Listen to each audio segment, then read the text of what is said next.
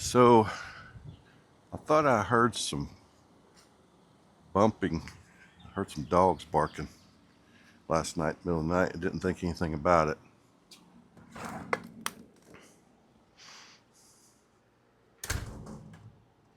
Oh, hey, it's you. You're here early. You wanted to get back on this M&M project. All right. Well, let's get started. Give me a minute to get my morning Mountain Dew.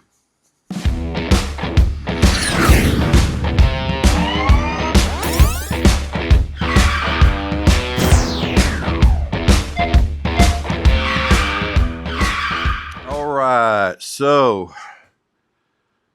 before I start in on the cam chest, I've got to reorganize myself from yesterday. I like to put up all my tools and start over fresh because inevitably I'm going to be looking for a wrench that's right in front of me. So I'm going to go ahead and tidy up a little bit here and there and put everything away, put away parts that we don't need anymore. Enjoy this Mountain Dew. That's an unsponsored ad. They're never going to pay me for this. But anyway, let me get that done. And then we're going to dive deep into this cam chest today. It's going to be fun. Be right back.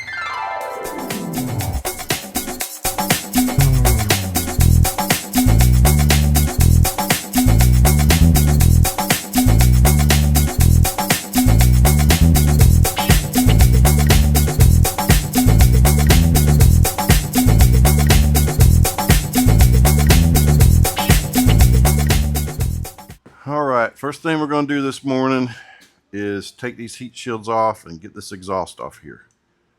So let's get going with that. I've already pre-sprayed a couple of days ago all these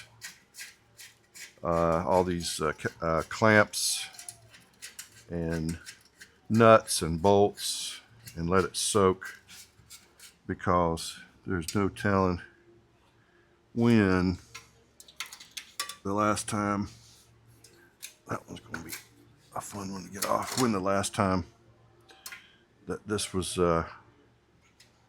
touched by human hands. So we need to make sure we get the penetrating oil out. And I did a couple days ago, so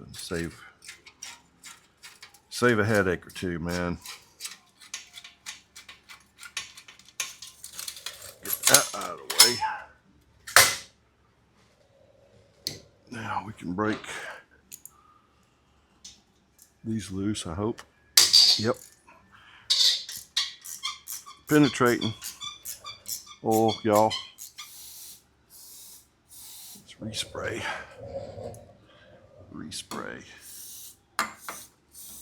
That one's not gonna let go. I have to get some heavier equipment involved on that one. That one might be a problem. All right, let's see what happens up here. All right, so far so good. You don't want to break these studs, whatever you do. That one don't want to come out either. So we're going to have to take our time with these. We're going to have to take our time with these guys. All right, let me get some heavier artillery one more time. And let's see if we can break that one loose. It's like that whole nut might be too rusty to get off. Can we do it? It either broke loose or it broke the wrench. And it broke loose. All right, so let's leave that just for a minute, just like that. Let's put some more lube on it. Let's let it sit. In the meantime, let's go ahead and get this top one off here. I'll deal with these old bikes every now and then. You're going to have to do this. You're going to have to. That's why I say, man, pre-lube them. and don't force them. If it ain't coming off on its own, if it stops turning, go the other direction. Spray lube. All right. Yep, there it is. All right. So that's probably won't be reused. I don't think that's factory stuff. That looks like somebody's been in there and played around. Let's see what we can do up front. Drama. Just like on the TV shows. Drama. Yeah, these are coming off nicely. It's gonna be a tough one, y'all. I do not want to break it. Ah, look at there. That one. It's gonna make it, y'all. It's gonna make it. Woo! Here we go. Come on, don't speak too soon. Don't jinx it. Don't jinx it. Get it out of there. It's almost there. Almost.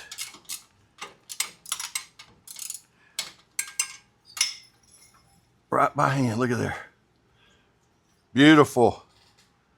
Wow. Yeah, somebody's been in there because these don't match. And I think we're okay with the stud. Now let's get to the front one. See if I think that whole stud's coming out on that one. I think. Yep, it's coming out by hand. All right, so in this case, the whole stud came out. All right, so we'll replace the stud and the bolt and the nut and all that stuff. Okay, after a good solid hour, finally able to get the exhaust off. All right, I went ahead, moved on forward in the video. I think you guys understand why. All right, so now what we're gonna do is pull the cam cover. Who knows if this has been ever pulled off before or not. My guess is no. So I'm going to start here and lay these things out like I always do. All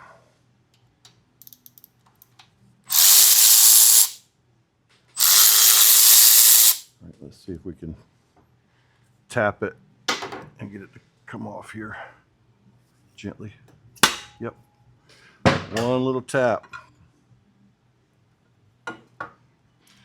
This is one of the original ones with the cam position sensor in it. But we don't need to worry about that at all. We'll leave that just like that. Okay, so what we want to do now is we want to find top dead center on the rear. So that'll let us line up these timing marks. Okay, so let me get something to make it easy to see. First, I'm going to pull the spark plugs. All right, so we have a timing mark right here. All right, now what I want to do is turn the crankshaft and line up, if I can find this bottom one. It's probably behind that washer.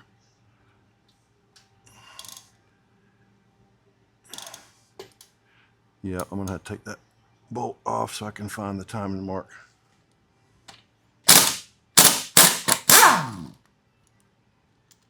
All right, there's that timing mark. So what I'm going to do is mark it in a very easily to see manner. Okay, I'm going to go ahead and line up those two marks. Right, just like that. Now what that should do is that should allow me to take these push rod keepers off.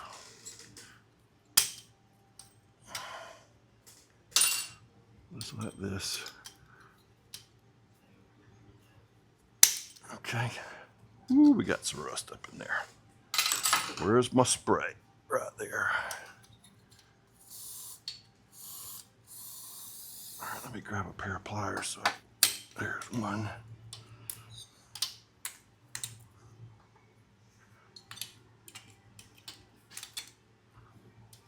There's two. Now what we're looking for is the ability to spin these push rods. There's one, and there's two. So I can spin both these push rods. All right, now I'm going to go ahead and grab my big bolt cutters and cut those. All right, now what we're going to do is turn the engine 180 degrees out, which will put the front cylinder on top dead center. All right, so I'm going to gently turn this motor forward.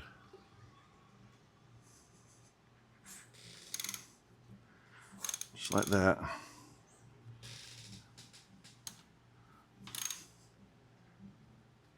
Go back a little bit, right about like that. Okay, now in theory, we should be able to pop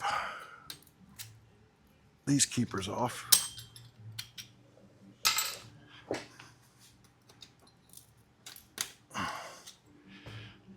Okay, let's spray them. Because goodness knows they've been in there for a while. Grab our handy dandy pliers. Get that out of the way. All right, now I want to check again and see if our push rods spin. That one spins, and that one spins.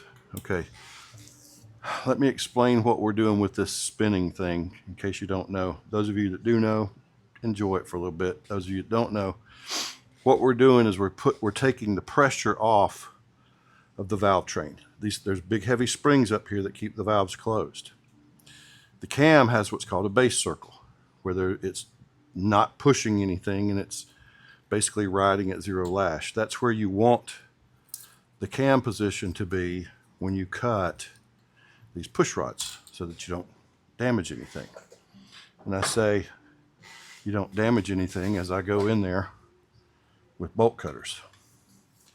It's kind of an oxymoron or whatever that word is. And yes, it's difficult to do, but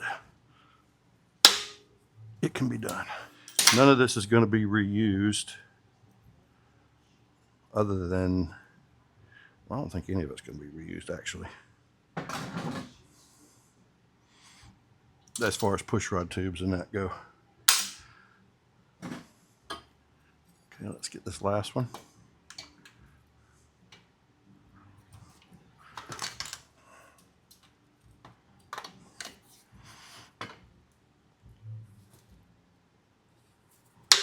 Okay. There it goes. All right. Now, what we can do is take the tension off of this tensioner. Okay, the way we're going to do that is there's a little hole right there. There's a little hole matching right here. I'm going to take some pliers and bend it back and put a little screwdriver in there to hold it. Okay. Now that takes the tension off of here. And I can now take that bolt out.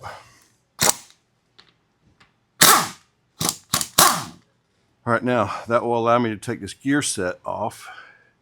And if I'm lucky, I can keep the gears timed, if you will, so I don't have to fool with it. Okay, I'm just going to squeeze those together just like that and lay it down. Now that should be good to go. All right, everything in here is going to be replaced except for, I don't think there's anything. Oh yeah, I need that chain. I need the chain off the back. So that's the only thing that will stay in place. So what I need to do now is I need to keep my lifters out of the way. So let me get my lifter keepers. Here's my lifter keepers. Go ahead and get those out of the way. We don't want them to interfere with our ability to pull this cam plate out.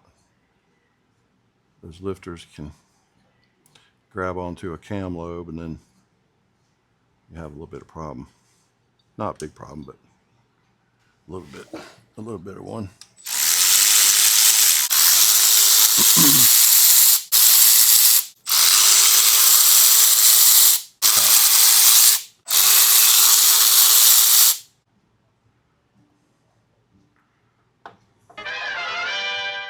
Okay, that puts us where it's time to pull the inner cam bearings. Now, I've done this more times than I can count, but if you'll notice how there's a roller, I'm talking about those two inner bearings back in there, right there where the light's at.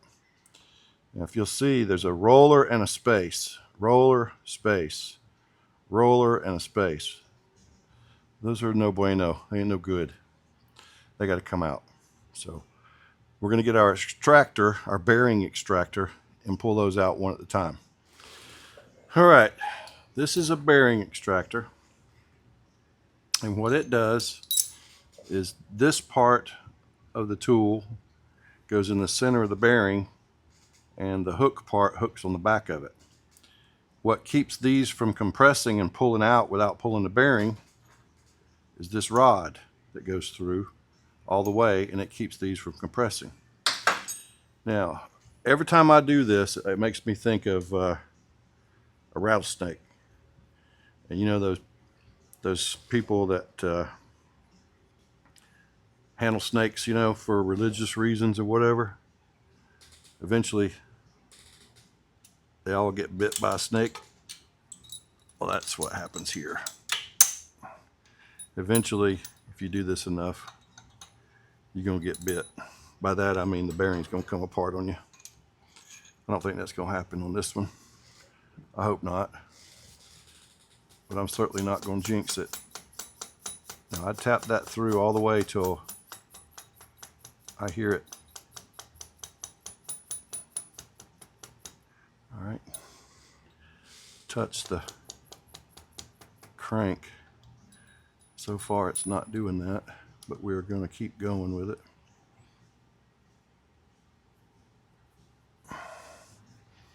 I like to know that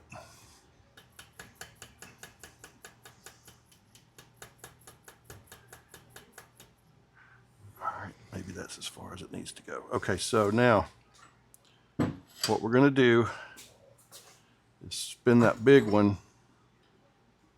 but hold the little one. And that'll pull the bearing. Do you hear that snap? That was the bearing that came loose.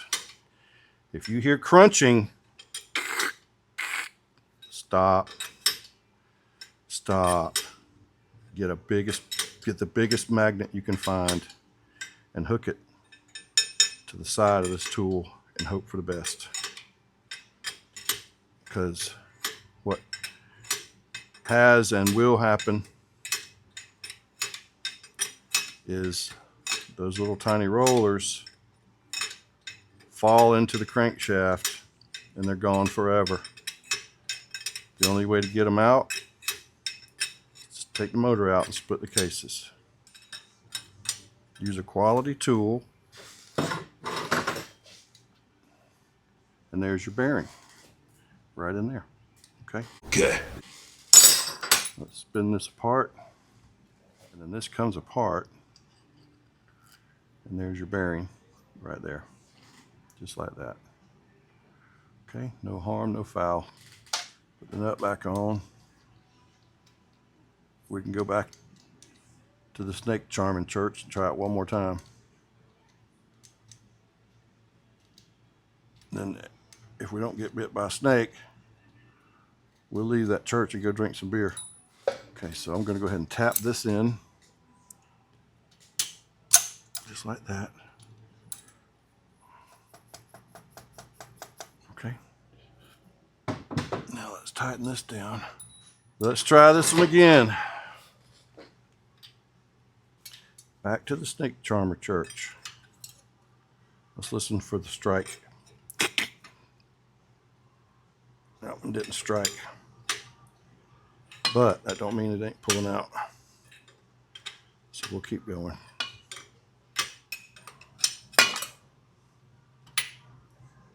There's our bearing right there. So let's take that apart. And there's our bearing right there. Okay. Now we will go to the opposite side of the equation and start pressing in the new bearings. Okay, as a visual comparison, I've done this many times for you, but we'll do it again. Okay, this is the new bearing. See all those rollers in there? And this is the old bearing. Not as many rollers in there. Let's turn it that way for the light. That way you can see it. So this one is going in. This is what the factory gives you.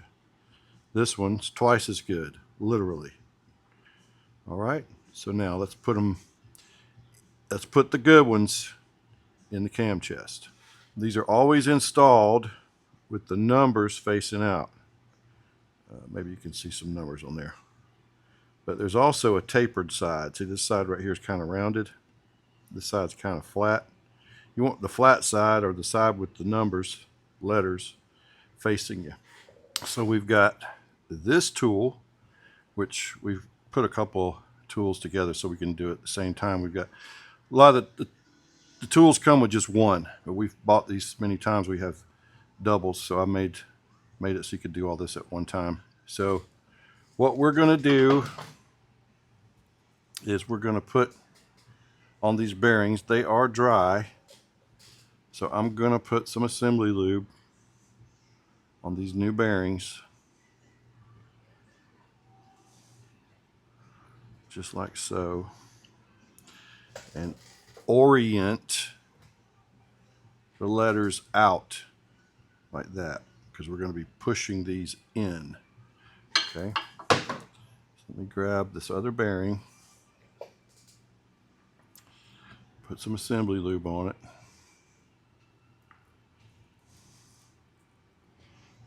Okay, letters out.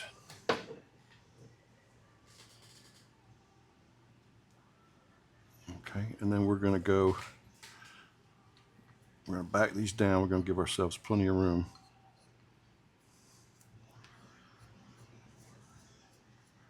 Okay, and then we'll go in here just like this, and we'll secure the plate with our thumb screws here. Okay, what I like to do is just verify that I'm lining these things up. And you can see down in there, if you hold your light just right, that your bearing is going into the right position. It's going to go there anyway, but it's just a little bit of a peace of mind. Okay, now, okay, the back side of this crankcase has these little routed out ledges.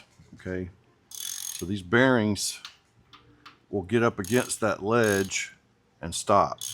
So you can notice that I'm kind of just going freely with these things, not doing anything heavy duty, open-handedly, just pushing. It's not hard. Okay, now eventually when I feel resistance, that's going to be the bearing touching up against that aluminum ledge that's made into the crankshaft. And you can't, I guess if you're superhuman, you could push on past it, but it's there for a reason, so that you can set the bearing at the proper depth every time.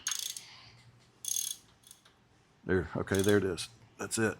You don't want to push it any further. That's it right there. That's the end of it. Okay, so now you can back these back out.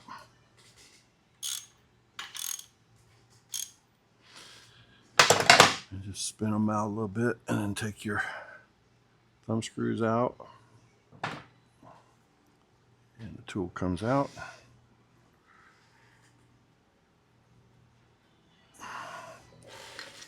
And that's the end of that. Those bearings are in there just like they would be from the factory, except they're updated. All right. So that's pretty much the hardest part of the whole equation. Now I'm going to go ahead and put together the cam plate, and we'll go back in with the cam plate and the oil pump all at one time, get that secured, then we'll adjust the push rods, and we'll be on our way to the end of this cam chest deal. So hang in there. All right, I'm going to give you a little tour of the cam plate assembly. So as you can see right there, S&S 509C. S&S 509C, that's a 509 chain drive cam. All right, plenty of assembly lube. We've got the timing marks set like they should be. See the blue marks there? I always mark them so you can see them pretty easy. So that's about as straight on as you can get.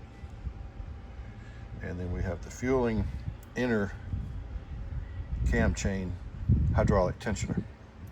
All right, so we're gonna go back together with this and get it bolted down. Okay, the cam plate is back in place now. The oil pump is back in place. And I'm gonna go ahead and torque down the 1/4-20s at 115 inch-pounds. Right there. And I'll follow the sequence that S&S gives us here. 1, 2, 3, 4, then 6.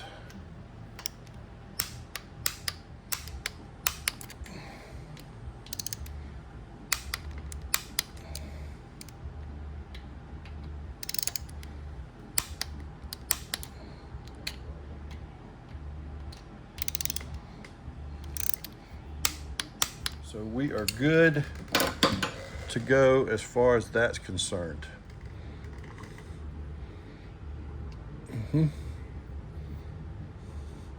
Just like so, just like that. Okay, so everything is back together now. We have the outer hydraulic tensioner in. Our gear bolts are torqued down. All of our outer 1/4-20s are torqued down. Our oil pump is torqued down. Now it's time to scrape the gasket, put a new gasket on it, and we will put in the adjustable push rods. So that's coming up next. Hang in there. All right, I ran into a little bit of a snag. So the push rods that I have for this bike are not the correct ones. So I'm at a holding pattern here, which is a good thing because there's another video coming after this. But in the meantime, what I did was I went ahead and finished up all the wiring for the coil. I've got the crank position sensor wired in now, and the choke relocator kit installed on the carburetor. And that's pretty much all I can do right now until the new push rods come in. So, all right. Next video, we'll finish this thing up, fire it off, and take it down the road. All right. I'll see you on the next one.